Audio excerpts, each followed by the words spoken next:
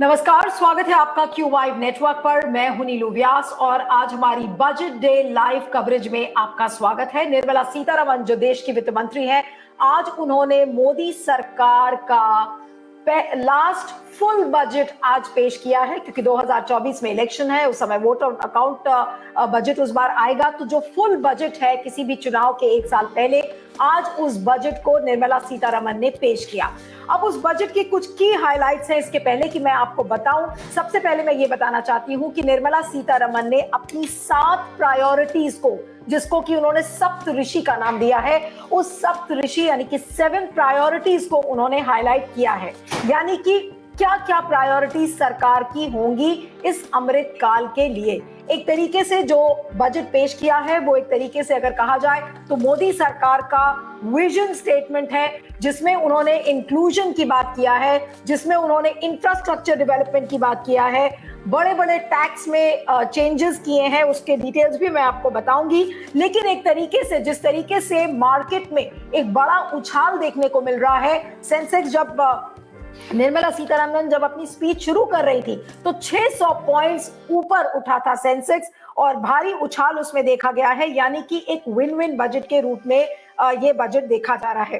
अब मैं आती हूं आपके पास जो 7 प्रायोरिटीज जो निर्मला सीतारमण ने बताई है कि what are the 7 priorities. Now let's first find out what are the 7 priorities. मैंने कुछ पॉइंटर्स बनाए हैं and I just try and explain as much as I can. Main priorities में उनका है इंक्लूसिव डेवलपमेंट, यानी कि सबका साथ सबका विकास का जो नारा है सरकार का, उसको लेकर एक मेन हाईलाइट है। सरकार की मेन प्रायोरिटी इंक्लूसिव डेवलपमेंट है। उसके अलावा इंफ्रास्ट्रक्चर इन्वेस्टमेंट, यानी कि इंफ्रास्ट्रक्चर में ज्यादा से ज्यादा पैसे सरकार लगाएगी ताकि जो क्षमता है लोगों की वो अनलीश हो सके। उसके अलावा उन्हीं 7 प्रायोरिटीज में यूथ पावर की बात की गई है, यानी कि जो नौजवानों की जो एक ताकत है उसका ज्यादा से ज्यादा इस्तेमाल हो सके। यूथ पावर पर सरकार का बहुत ज्यादा फोकस रहा है। ग्रीन ग्रोथ की बात सरकार ने की है, जैसे ग्रीन हाइड्रोजन मिशन की बात की है। ग्रीन ग्रोथ को हम और ज्यादा आगे कैसे करें, निर्मला सीतारमण ने उसकी बात की है। और फाइनेंशियल सेक्टर को लेकर काफी स्ट्रेस दिया है। तो ये जो 7 प्रायोरिटीज है। अब लेकिन सबसे पहले जो आम आदमी के लिए एक बहुत खुशी की बात है, बड़े बड़े इसमें टैक्स रिबेट्स दिए गए हैं। और अब आपको बता दें कि जो आईटी जो पर्सनल इनकम टैक्स है, उसमें आम आदमी को राहत मिलती हुई नजर आ रही है। जिनकी इनकम अप टू 3 लाख है उनके लिए कोई टैक्स नहीं है।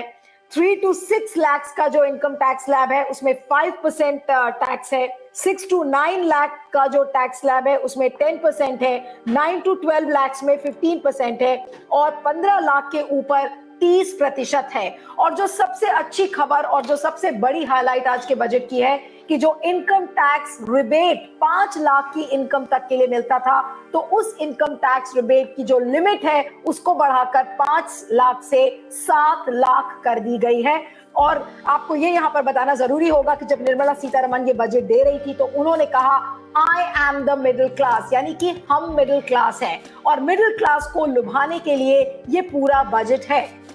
और उसका कारण भी है कि 2024 में चुनाव है, उसके बाद इसी साल 9 राज्यों में चुनाव है। और हमें भूलना नहीं चाहिए, स्पेसिफिक राज्यों में अगर आप देखें, जैसे कर्नाटका है जहां पर बहुत ज्यादा सूखा पड़ता है, तो कर्नाटका में उन्होंने ये कहा है कि जो सूखे को मैनेज करने के लिए केंद्र सरकार की तरफ से 5300 करोड़ रुपए एलोकेट किए जाएंगे। तो ये टोटल चुनाव को मद्देनजर रखते हुए ये सारे इन्वेस्टमेंट्स किए गए हैं। उसके अलावा मैं अब आपको बताऊंगी कि सैलरीड और मिडिल क्लास के लिए तो ये काफी राहत वाली बात है, क्योंकि इसमें those with income tax of 5 lakh, ये मैं रिपीट कर रही हूं क्योंकि व्यूअर्स अलग अलग समय पर जुड़ते हैं। So those with an income tax of those with an income of 5 lakh do not pay the income tax, and that limit now has been extended from to 7 lakh। और सारी नई जो पुरानी रेजीम थी टैक्स की और नई regime, दोनों रेजीम्स में, लेकिन जो नया टैक्स रेजीम है वो बाय डिफॉल्ट टैक्स रेजीम होएगा। और पुराने टैक्स रेजीम का जो लोग फायदा उठाना चाहते हैं उसमें भी सरकार उनको सहूलतें देगी।